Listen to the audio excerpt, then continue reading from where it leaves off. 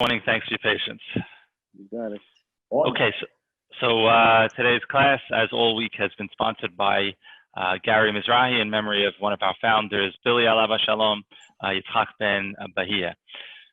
Yesterday, we started the idea of carrying, hotza'ah is the name of the term in halacha, and we said that there's 4 places that could be. Reshut HaYachid, which is a domain that belongs to an individual, a group of individuals.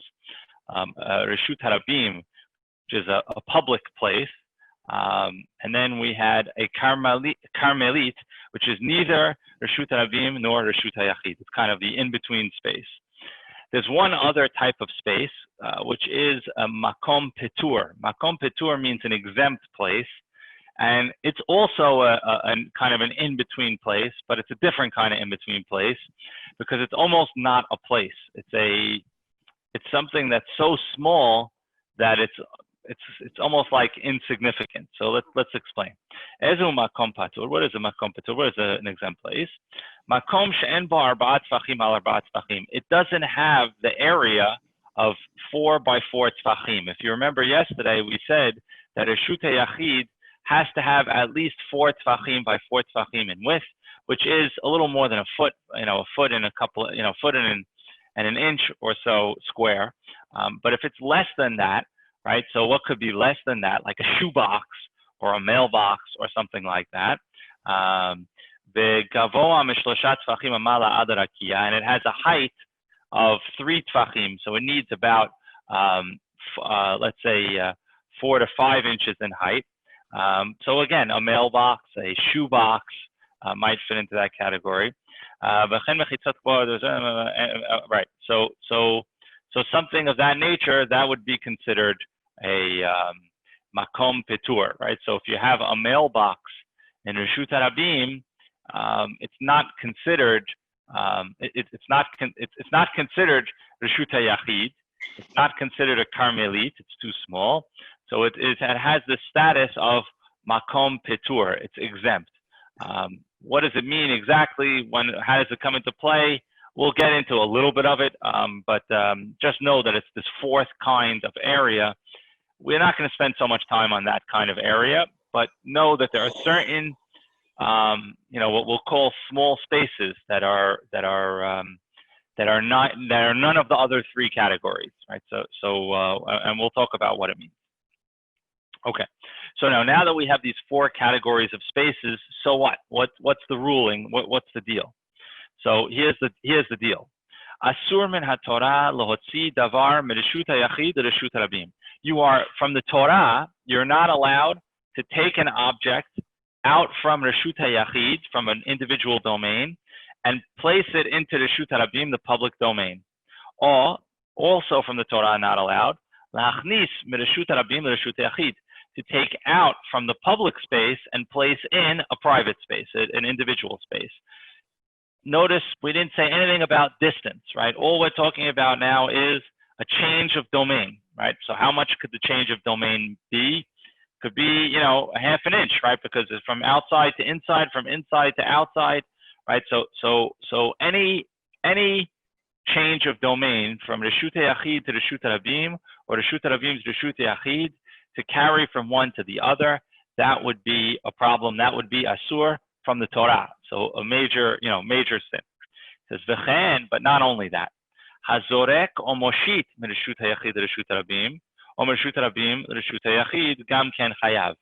Not only is someone who picks it up and places it down in the other place, but also someone who throws it, right, or extends his arm out. He doesn't go outside, but he somehow finds a way to place it outside.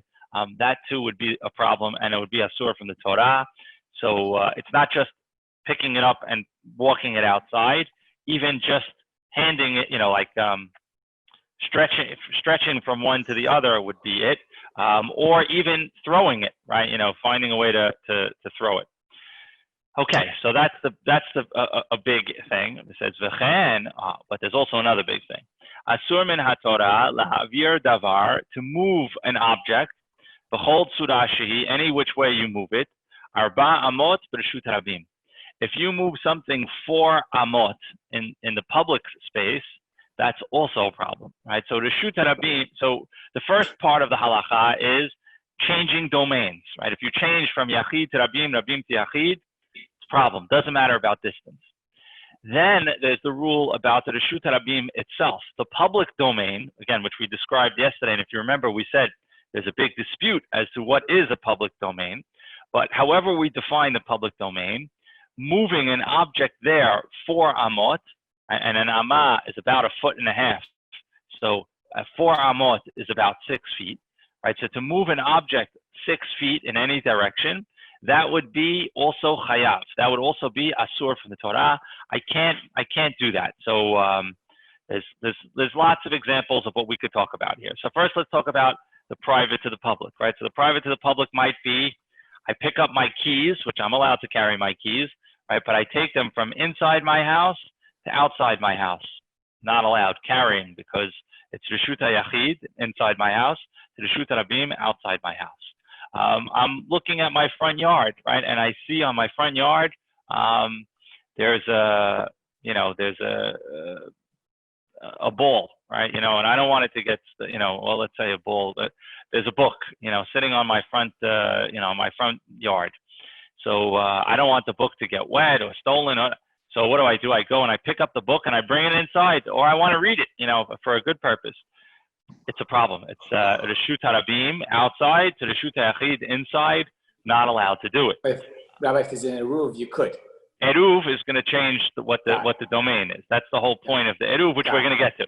Right? This is all assuming no eruv. Right, no eruv. Right. Right. If there was an eruv, so then that's the point of the eruv on some level is we're going to see. It's not exactly that, but the point of the eruv is it's not this, right? But we'll explain how all that happens. Right. So now remember. Rabbi, so the house is defined as, when you leave the door, is the door the So it's going to be a question because it yes, I mean on one level, yeah, it could, on a normal case, on an ordinary case, my front door is probably, is probably my Reshut HaYachid. Now, could be my porch is enclosed. If if I have a front porch that's enclosed, then that changes that because that's also becomes Reshut HaYachid. My little front porch is enclosed. However, people that live in a, there's going to be questions like if you live in a 2-family house, right? And you have 2 doors going out to the same porch, right? What is that porch, right? Is that an individual? Not. We'll get there. I'm trying to keep it simple. There's a lot of details to this. I'm trying to keep it simple just to get the basic Reshut Rabim, Reshut HaYachid. So the classic case that's in the Mishnah, right, is that an ani, a poor person, comes to your house, right, and they're asking for a loaf of bread. They'd love to eat food on Shabbat, and hey, we'd love to help them, right? So the ani is standing, the poor person is standing outside my house, right, and the owner of the house is standing inside the house, and if the owner takes the object and places it inside the ani's hand, right, he takes the loaf of bread and puts it in the ani's hand, then he has violated the rule of Reshut HaYachid from inside the house to Reshut Rabim to outside the house, right? And vice versa. If whatever, somehow it was the other way. Now, that's all changing of domain. Now, in the public area, it doesn't even have to change domain. It just has to move a substantial space. And how much is a substantial space? 4 amot, which we're saying is 6 feet. Right, so let's say there's a chair, sitting on, I don't know, the front lawn. Let's say the front lawn is a open and not enclosed place, right? And I have a chair, and it's in the sun, and I want to move it to the shade somehow, and the shade is 10 feet away, right? When I move the chair, I've moved it more than 6 feet. If I move it more than 6 feet, I have carried from the Torah, and that's serious stuff. Again, all this assumes there's no eruv, right? This is one of the reasons why we build an eruv, right? But it's difficult because a lot of places, don't have an eruv because why would they? And even out, Brooklyn and Deal going back, 20, 25 years, and neither of them had an eruv. things would have been complicated on that level. So that's all from the Torah, right? You can't change from Reshut Rabim to Reshut Yachid, and with Reshut Rabim you can't move it 6 feet, 4 amot. Now that's all from the Torah law. Now, as we said, there could be rabbinical law, and there is rabbinical law. Rabbinical law is the Carmelit, right? And so that's the next thing. So it says, Chachamim asru lahotzi davar mekarmelit reshut yachid or reshut rabim or mehem lekarmelit. He says, so the rabbis, when it comes to Carmelit, they said a Carmelit, which remember is kind of a neither here nor there space, right? So the classic examples, and then we'll get to some more specific examples later, right? But the classic examples are an open field, an ocean, a lake, something like that, where it doesn't really, the public doesn't go to those places because it's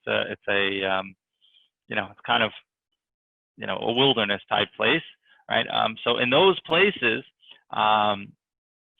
so to move it from Reshut Yachid to the Carmelit, or Reshut Rabim to the Carmelit, or from the Carmelit to one of those two places, it's forbidden, but it's only rabbinically forbidden. It's not forbidden from the Torah. It says V'chen, and so too, Asur la'avir kol chefetz 400 b'Carmelit, and also rabbinically forbidden in the Carmelit is to move an object, the 4 amot, within the Carmelit itself, the 6 feet in any direction. Aval makom petur, he says, however, an exempt place, right, as we talked about, like the mailbox, a shoebox, or something like that, mutar lotzi lachnis mimenu l'shut yachid l'shut rabim u'mehem l'tocha. That is allowed, in, out. It's not a problem. It's considered an exempt place. So therefore, the rules on a mailbox, for example, are not a problem, right? So let's say the mailbox is in a public area, right? If I take the object out of the mailbox and just put it on the floor, I didn't go far, right? I only went, less than 6 feet. I went a foot and a half, right? No problem, right? Because I didn't. It's a makom petur. Now, to bring it into my house from there would be a problem, right? Which is normally what you consider doing with a mailbox. But point made, nevertheless. Last thing, which is a very important detail, it says min haTorah, from the Torah, eno chayav, you're not obligated, ela kesheoker chefetz b'reshut yachid u'manicho b'reshut rabim o behefech. When you actually lift up the object from one domain and place it down in the other domain, right? In order to be obligated from the Torah, there needs to be a lift up and a place down. But let's say I don't lift up and place down, right? So what does that mean? I don't lift up and place down. Let's say I lift up the loaf of bread from inside my house, extend it to outside my house, but instead of placing it in the hands of the poor person takes it out of my hand. I've only lifted up, but I have not placed down. He's the one that's placing down, right? Or if he is outside and he extends something in and I take it out of his hand, then I have he has lifted up and I have placed down. If you haven't done both parts of the action, the lifting up and the placing down, it's still forbidden, but it's only midrabanan. It's not asur from the Torah, and that will come into play at some point, right? So all of that now we now know the basics of where carrying comes into play or not. Now we're going to start getting into a lot of the details with cases and so on and so forth, and also how we use an eruv, what's some of the details of considering what is what counts as a wall or not, and so on and so forth. We're going to get to all that now. Yeah, but everything I've said until now, right? The 4 categories: the individual domain is Reshut Yachid, the public domain is Reshut Rabim, the Carmelit, the neither here nor there, and the Makom Petur, the very small space. We understand the in-out concept of in-out Reshut Rabim, Reshut Yachid. We understand, and also within Reshut Rabim, moving it 4 amot, which is 6 feet, we understand. And a Carmelit is basically Reshut Rabim light, right? It's Drabanan Reshut Rabim. Whatever we said about Reshut Rabim is true of Carmelit, but it's only rabbinically forbidden. It's not from the Torah forbidden. Okay? All that is a quick review of everything that we said. I have one question. Please, go ahead. Okay, from the Makom Patur, the mailbox. Yeah. If you're not going for amot, can you take from the makom patur, the mailbox, you take it and bring it to the Reshut HaYachid into your house? Yes?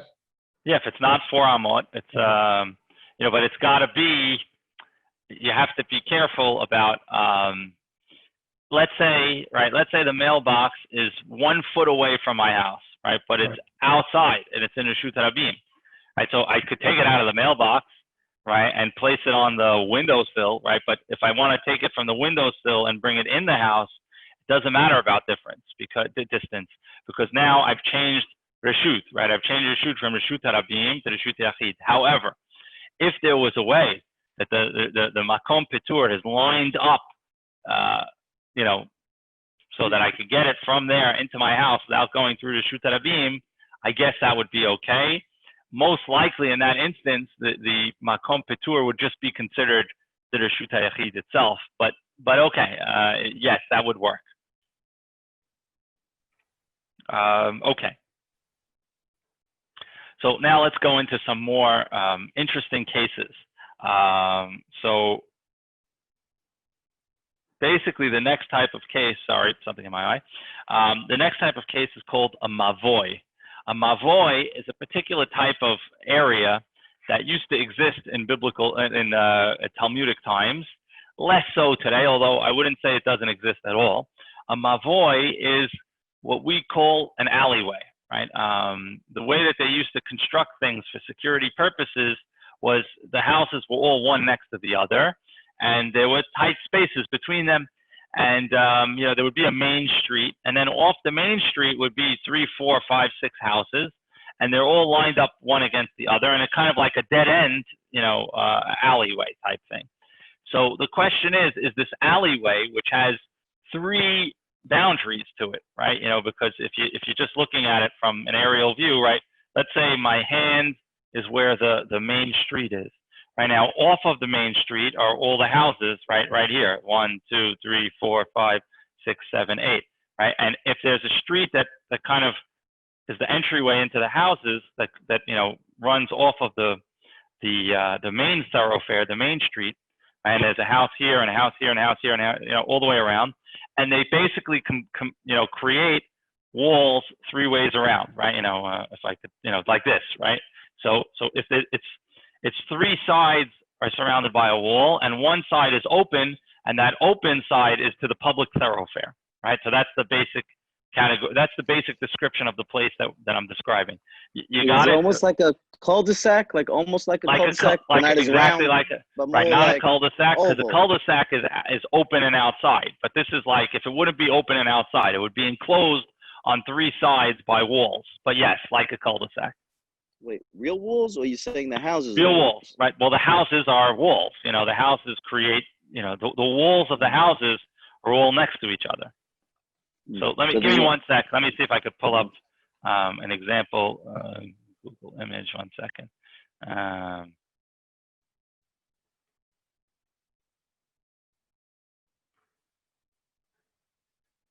Hold on. Sometimes I just have to.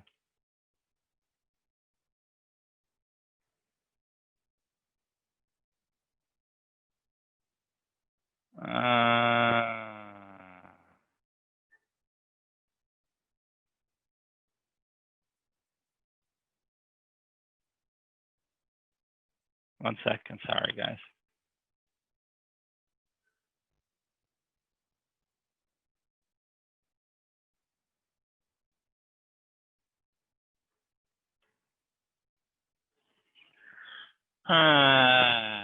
Let's see. Nothing's coming up quick and easy. Okay, maybe this is it. Hold on. Yeah, this will work.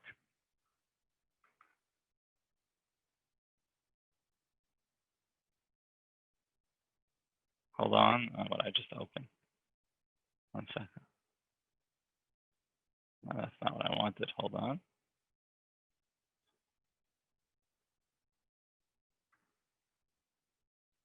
No, why is that doing that? Sorry.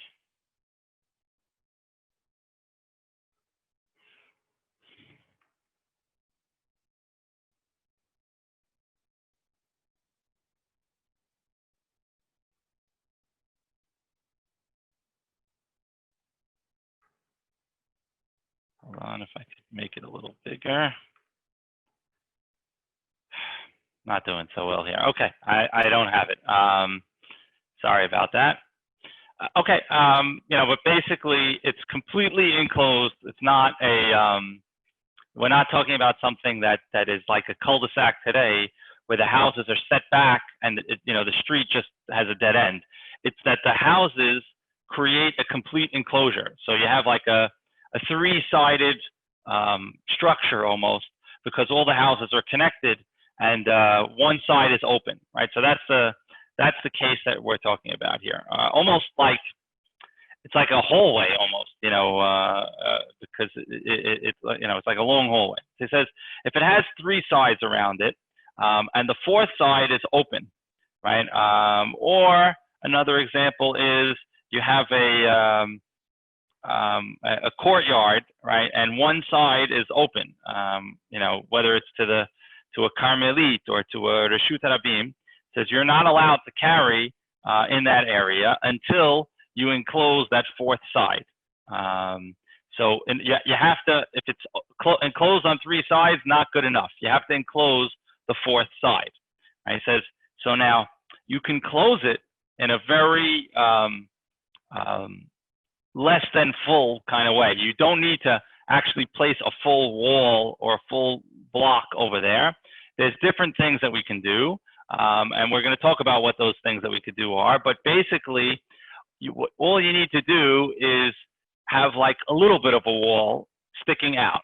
Or if you can create a frame of a doorway on the top of it, right? So if you could get some kind of pole or bar or something that extends from one end of the open end to the top, on the top, from one end to the other, creating like a door frame. Right? Those are things that are allowed. And by the way, now you're beginning to see where an eruv comes into play, right? And that's why you'll see poles and strings, right? The poles and strings are creating that kind of framing of that area and enclosing it in some sort of way, even though it's not really keeping anything in, right? Which normally is what we think with an enclosure, but it's framing the area. So it's complicated. We have a little bit more to go, and we're gonna talk about that. But I think this is a place to stop. I'm going to spend some time over the weekend finding some images that'll help this, because to do this without images is going to get more complicated. So I will be getting, if I have to draw them myself, but I will be getting some images that we can use to explain some of this stuff. All right, so let's stop here for today. Again, today's shiur, as all shiurim this week were, in memory of Billy Mizrahi, alav shalom, Yitzhak ben Bahia. Thank you, Gary, for the sponsorship. Shabbat shalom to everybody. Everyone. Shabbat shalom.